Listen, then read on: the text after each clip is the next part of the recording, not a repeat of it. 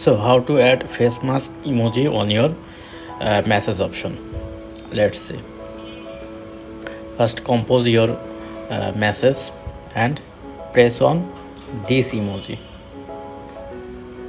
Okay, then go to new emoji option, and from here you need to go Headgear option and scroll down.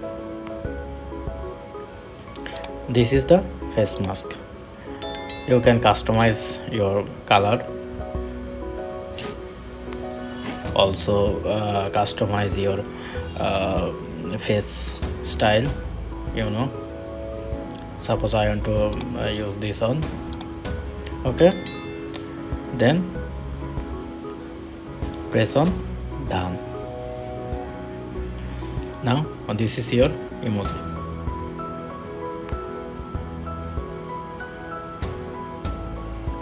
Okay guys, hope you enjoy. Thank you for watching.